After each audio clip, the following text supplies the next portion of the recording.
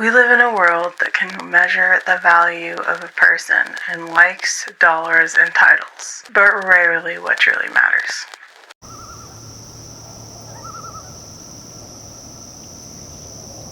Kia ora knockouts, and welcome to another episode of Thoughts That Keep Me Up at Night with Kin. In case you haven't gotten the memo, I'm Kin. Last week, we dove into the heavy topic of the American Constitution and how we can use it to help give sound to the silenced voices that uphold it.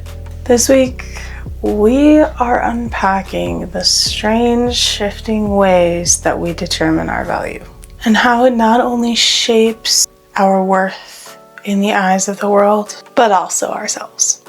As I'm sure you could have guessed, we're going to go through this in 4 different acts: where it came from, how it evolved, why it matters now, and what's next. But before we start the pissing contest, I want to give a quick nod to our sponsor, B0 Plastic, a company determined to be worth their weight.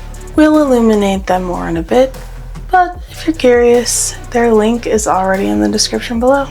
So, how did we go from measuring our value in wheat and wisdom to measuring it by the amount of zeros in a paycheck?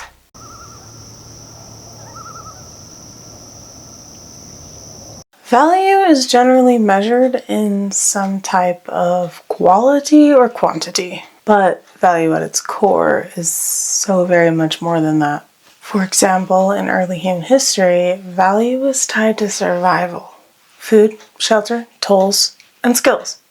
Communities thrived off of trading what they had in value for what they lacked, because value is mutual, not individualistic. And ancient cultures linked value to contribution, not accumulation. If you could feed, heal, or protect, you were basically indispensable. So how exactly did we go from legitimate measurable skills to hearsay and digital bloat?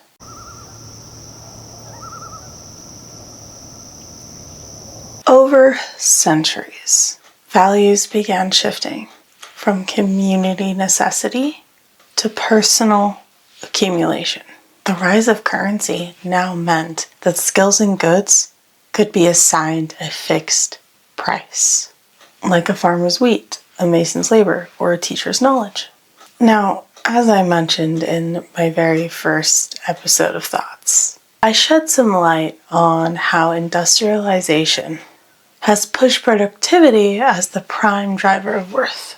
You are now only valuable if you could produce more faster. In the digital age, we have definitely come to value speed, convenience, and visibility, as influence is the new currency. A perfect example of this is pepper. It's an easily accessible spice for no more than a few dollars that you can find in almost any grocery store. But say back in the 1500s, it was a time when pepper was more valuable than gold. Which begs the question, if what we value keeps changing, how do we keep ourselves from measuring our worth by someone else's yardstick? However, before we start counting those inches, I want to talk about something that can be weighted and measured: our sponsor. Whether you measure your value in the weight of your worth or the amount of your social media followers, if you exist anywhere in this place and you're looking for easy and convenient everyday items that also happen to be eco-friendly, then just like anyone else, you need the right starting point. B0 Plastic has really pushed the limit on what it means to have sustainability and convenience. All products sold are guaranteed to be 100% eco-friendly. There's no greenwashing. Individually vetted to ensure the credibility and quality. Because in order to think global, you need to act local and to be accessible as well as affordable, because saving the planet shouldn't cost you your rent. Some of the daily items include things like toothpaste and dental floss, laundry detergent and lint balls, dish soap and dishcloths, and trash and waste bags. that sounds like your cup of organic tea, then I encourage you at the end of this episode to scroll down to the description below and click on the provided link. Use code KIN, that's K-I-N, for 10% off your very first order. It's another really easy way to support yourself, our planet, my sponsor, and of course this podcast.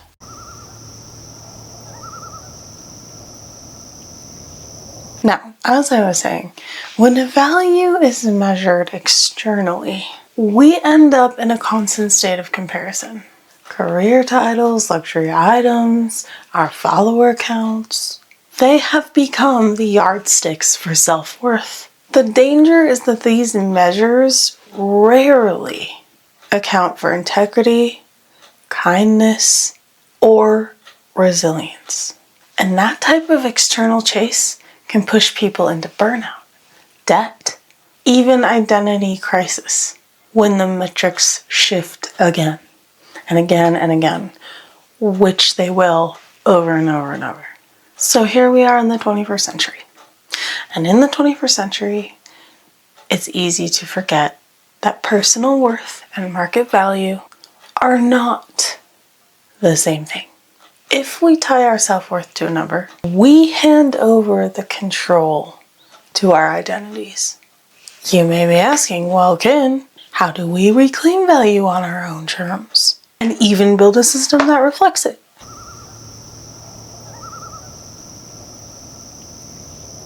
The future of value might depend on redefining what we reward. Communities can build social currencies that rely on contribution, trust, and accountability, not just financial gain. Cooperative networks, time banks, and skill exchanges already exist. And recently, they're only gaining traction as people question capitalism extremes. The next challenge is really incorporating these systems without losing the momentum of the ones that we've already built. Basically, a value system that combines economic practicality with human dignity, which is possible, but it always will start with personal choices. What we spend our money on or our time and attention is honestly a vote for what we think matters. Because value isn't just about what something is worth to the world. It's about what it's worth to you when the world isn't watching. Another one of those episodes that was pretty succinct and to the point, but let's recap anyway. We talked about what determines value, how our values change over time, how we measure ourselves versus others, and how to build a currency system. The next time that you catch yourself comparing yourself with others, remember that how valuable you are is not directly correlated to your influence, regardless of what society tells you. Speaking of valuable, let's talk about my brand new newsletter. If you go to Thoughts That Keep Me with Kin at SUBSTACK.com, you can sign up for my newsletter for free. You will have access to the latest updates about the newest podcast episodes, idea polls, and even some behind the scenes content. And we are going to introduce the brand new Sleepy Time Sessions, a segment of our show where we interview a special guest who we feel emanates the message of this podcast in its truest form. Next week, we will be interviewing the founder and CEO of B0 Plastic herself. Speaking of which, remember to go check out B0 Plastic if you are interested in a zero plastic alternative and a one-stop shop. And thank you again to B0 Plastic and all of you for making this podcast happen. Remember to subscribe if you have not already, and click that little bell if you want a notification of when the next episode drops.